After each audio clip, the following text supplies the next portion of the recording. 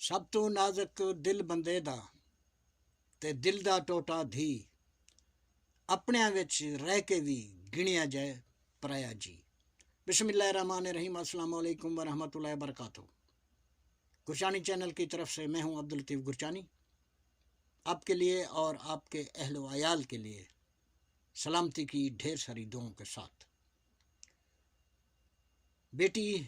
جس گھر میں بھی پیدا ہوتی ہے اس دن سے یہ بات ان گھر والوں کی سوچ میں آ جاتی ہے کہ ہم نے اس کو پال پوس کر اس کے سسرال بھیجنا ہے، کیونکہ بیٹی ہمیشہ ہوتی ہی پرایا دھن ہے۔ بیٹی سے محبت، بیٹی سے شفقت، بیٹی کا احترام،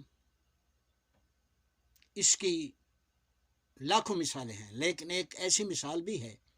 جس مثال کا کوئی اور مثال مقابلہ کر ہی نہیں سکتی۔ ہمارے پیارے نبی حضرت صلی اللہ علیہ وآلہ وسلم کے گھر جب آپ صلی اللہ علیہ وسلم کی پیاری بیٹی بی بی فاطمہ رضی اللہ تعالی عنہا تشریف فرما ہوتی تھیں تو آپ جس جگہ پہ بیٹھے ہوتے تھے آپ وہاں سے کھڑے ہو جاتے اور اپنی پیاری بیٹی کو وہاں بٹھاتے تھے۔ اب اس سے شفقت، محبت اور احترام کی کوئی مثال اور ہو ہی نہیں سکتی۔ اسی لیے تو بیٹی کو رحمت کہا گیا ہے۔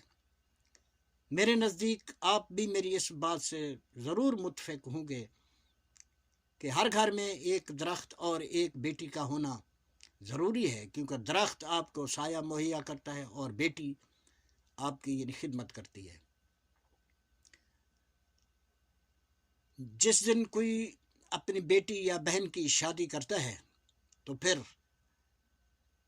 وہ یہ سوچتے ہیں کہ آج ہم نے اپنا فرض پورا کر لیا ہے، لیکن یہ فرض جب تک آپ زندہ ہیں یہ فرض آپ کا ابھی پورا نہیں ہوا، کیونکہ ہر والدین کی یہ خواہش ہوتی ہے کہ ہماری بیٹی یا بہن جس گھر میں جائے راج کرے، سکھی رہے۔ لیکن دیکھیں جی، یہ ضروری بھی نہیں۔ کچھ بیٹیاں ایسی بھی ہوتی ہیں کہ جو جس گھر میں آپ نے بھیجا ہے وہاں وہ دکھی ہیں۔ حکم تو یہ ہے کہ ہر دکھی انسان کے مسائل کو حل کیا جائے، ان کے سکھ کے لیے کچھ نہ کچھ کیا جائے۔ یہ تو پھر بھی ہماری اپنی بیٹی، ہماری اپنی بہن ہے۔ دوسرا، میری بیٹیوں اور بہنوں سے بھی یہ گزارش ہے کہ چھوٹے موٹے مسائل ہر گھر میں ہوتے ہیں۔ کوئی بھی آپ کے گھر میں کوئی مسئلہ ہے، وہ آپ نے اپنے حسن اخلاق سے اسی گھر میں رہتے ہوئے اس مسئلے کو آپ نے حل کرنا ہے، کیونکہ یہ چھوٹی موٹی باتیں جو آپ اپنے والدین کو بتاتی رہتی ہیں، سمجھیں کہ آپ ایک عمارت بنانے کے لیے اینٹیں مہیا کر رہی ہیں، پھر ایک دن ایسا بھی آتا ہے کہ یہ نفرت کی، یہ مسائل کی ایک ایسی عمارت بن کے تیار ہو جاتی ہے جس عمارت کو گرانا بہت مشکل ہو جاتا ہے۔ کچھ والدین اپنی غربت یا اپنی شرافت کی وجہ سے وہ آپ کی ان سنی ہوئی باتوں پہ خاموش رہتے ہیں، لیکن اندر ہی اندر وہ پگھلتے رہتے ہیں۔ ایک اور بات بھی ضروری ہے کہ اگر آپ کا کوئی بیٹا شادی شدہ ہے، آپ اگر اپنی بہو کو بیٹی کا درجہ دیں گے تو یقیناً میرا ایمان ہے کہ جس گھر میں آپ نے اپنی بیٹی یا بہن کو بہو بنا کر بھیجا ہے اس گھر میں بھی اسے بیٹی ہی کا درجہ ملے گا۔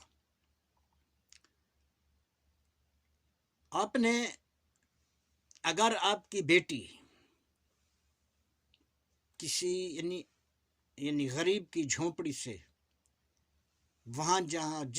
جہاں بیٹی بہو بن کے گئی ہے، ہو سکتا ہے وہاں پہ محلات نما گھر ہو، لیکن ہر بیٹی جب اپنے اس محل کی جس کی وہ مالکن ہوتی ہے جب والدین کی وہ کچا گھر ہوتا ہے یا جھونپڑی ہوتی ہے وہاں آتی ہے تو اسے بہت سکون ملتا ہے، کیونکہ وہ اسی گھر میں پل کے جوان ہوئی ہے، اسی گھر میں وہ کھیلی ہے، اسی گھر سے ہی وہ بیٹی سے بہو بن کر گئی تھی۔ باتیں یعنی بہت ہوتی ہیں، کوئی بھی ٹاپک آپ لے لیں تو اس کے لیے پھر یعنی وقت درکار ہوتا ہے، پھر آپ کے قیمتی وقت کا بھی خیال کرنا پڑتا ہے۔ چھوٹی سی ایک کہانی جس پہ ایک یعنی فلم بھی یعنی بن چکی ہے، انڈیا کا ایک اسٹیٹ ہے راجستھان، بیاباں ہیں، ریت کے ٹیلے ہیں، گھاس اور پانی کے مسائل ہیں، آبادی بالکل وہاں نہیں ہے، گاڑی وغیرہ کوئی بھی نہیں چلتی کیونکہ ریتلا علاقہ ہے۔ یہ جو تھرپارکر ہمارے پاکستان کا تھرپارکر کا جو علاقہ ہے، اس تھرپارکر کے یعنی علاقے کے ساتھ اس اسٹیٹ کی جو ہے نا وہ سرحد ملتی ہے۔ اسی راجستھان کے ایک کونے سے دوسرے کونے تک، یعنی ایک کونے سے ایک لڑکی بیاہی جاتی ہے جس کا یعنی سسرال اس راجستھان کے دوسرے یعنی کونے تک ہوتا ہے۔ بسیں وغیرہ نہیں ہیں، پیدل یا یعنی اونٹوں پہ یہ سفر کیا جائے تو 2 مہینے کا وقت یعنی درکار ہوتا ہے۔ جب وہ لڑکی وہاں سے یعنی بیاہ کر کے اس اپنے سسرال کے گھر آتی ہے تو کچھ عرصے بعد وہ اپنے خامند سے فرمائش کرتی ہے کہ مجھے میکے لے چلیں۔ اس کا خامند آج اور کل کرتا رہتا ہے، اسی دوران اس کا خامند اس کی اس خواہش کو پورا نہ کرتے ہوئے فوت ہو جاتا ہے۔ اس کا ایک بیٹا ہوتا ہے، بیٹا جوان ہوتا ہے، وہ عورت اپنے بیٹے کی شادی کرتی ہے، اس کے بیٹے کے ہاں بھی ایک بیٹا ہوتا ہے، پھر ایک بیٹی ہوتی ہے۔ اسی دوران یعنی بیماری کی وجہ سے، بڑھاپے کی وجہ سے وہ عورت چلنے پھرنے کے قابل نہیں ہوتی، مختلف یعنی بیماریوں نے اسے یعنی گھیرا ہوتا ہے، لیکن اس کی یہ خواہش وہ بیٹے سے بھی کرتی رہتی ہے کہ مجھے ایک بار اپنے بھائی ملنا ہے، کیونکہ اس کے والدین فوت ہو چکے ہوتے ہیں، میں نے اپنے میکے جانا ہے۔ وہ بیٹا بھی کہتا ہے آج کل اس کے بیٹے نے مقامی ساہوکار سے کچھ قرض لیا ہوتا ہے، وہ روز بروز تنگ کرتا ہے، چنانچہ اس کے بھی یعنی اس کا بیٹا اور اس کی جو بیوی ہوتی ہے وہ قریبی شہر میں مزدوری کرنے کے لیے چلے جاتے ہیں تاکہ ساہوکار کا قرض اتار سکیں۔ اب وہ تمام جو اس کا پوتا ہوتا ہے جو کہ 14-15 سال کا ہو چکا ہوتا ہے، اور اس کی جو پوتی ہوتی ہے 11-12 سال کی، وہ بھی ہو چکی ہوتی ہے، اس کے بیٹے کو پوتی کو یہ بھی معلوم ہوتا ہے کہ ہماری دادی بیمار ہے اور ہماری دادی کی یہ خواہش ہے کہ مرنے سے پہلے میں اپنے میکے کو دیکھ لوں، جس گھر میں میں جوان ہوئی، جس گھر میں میں کھیلی، اس گھر کو میں اپنی نظروں سے یعنی دیکھوں۔ اسی دوران اس یعنی بستی میں قحط سالی ہو جاتی ہے، پانی نہیں ہوتا، تو اس بستی کے جو لوگ ہوتے ہیں قافلے کی صورت میں وہ کسی اور طرف کا یعنی رخ کر لیتے ہیں، تو پھر اس کا جو پوتا ہوتا ہے اور پوتی وہ بھی دادی کو کہتے ہیں کہ آپ ہمارے ساتھ چلو، یہ قافلہ اسی طرف جا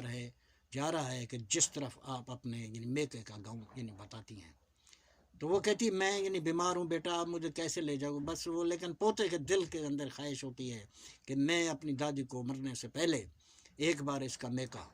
ضرور دکھاؤں۔ وہ ایک یعنی پالکی سی تیار کرتے ہیں، ایک گدھی ہوتی ہے ان کے پاس، گدھی پہ وہ پالکی رکھ کے دادی کو اس میں یعنی بٹھا دیتے ہیں، اپنے مویشی لے کے قافلے کے ساتھ روانہ ہو جاتے ہیں۔ پھر ایک رات ایسی بھی آتی ہے کہ وہ قافلے والے ان تینوں کو چھوڑ کے وہ صبح وہ آگے کو نکل جاتے ہیں۔ جب یہ صبح اٹھتے ہیں تو یہ دیکھتے ہیں قافلے والے نہیں ہیں، پریشان ہو جاتے ہیں۔ دادی کہتی ہے کہ یعنی بیٹا ابھی ہمارا گھر نزدیک ہی ہے، گھر کو واپس چلتے ہیں۔ تو پوتا کہتا ہے نہیں دادی، میں نے آپ کو اپنا میکا اور اپنے بھائی سے ضرور ملانا ہے، میں نے آپ کی خواہش کو ضرور پورا کرنا ہے۔ وہ پھر روانہ ہوتے ہیں، قافلے کے جو پاؤں کے نشانات ہوتے ہیں ان پہ وہ چلتے رہتے ہیں۔ 2 دن کے بعد ایک اندھیری ہوا چلتی ہے، کیونکہ ریتلا علاقہ ہوتا ہے، وہ پاؤں کے نشان بھی مٹ جاتے ہیں۔ پھر راستے کی تکالیف کو اٹھاتے ہوئے یہ ایک اندازے کے مطابق چلتے رہتے ہیں۔ راشن بھی ختم ہو جاتا ہے، پانی بھی ختم ہوتا ہے، پھر راستے میں کوئی جھوپڑی ملتی ہے، کہیں سے پانی مل جاتا ہے، کہیں سے کھانے کے لیے تھوڑا بہت آٹا مل جاتا ہے۔ چنانچہ یہ قافلہ، یہ پوتا اور پوتی اپنی دادی کو لے کے ایک جذبے کے ساتھ اسی گاؤں کی طرف جہاں وہ دادی بتاتی ہے یہ رواں دواں رہتا ہے۔ پھر ایک ایسا وقت بھی آتا ہے کہ پیاس کی وجہ سے وہ گدھی جو ہوتی ہے وہ مر جاتی ہے۔ دادی بہت پریشان ہوتی ہے، لیکن پوتا پریشان ہرگز نہیں ہوتا، اس کی امید نہیں ٹوٹتی۔ وہ اسی پالکی سے ایک ریڑھی تیار کرتا ہے، اسی ریڑھی پہ دادی کو بٹھا کے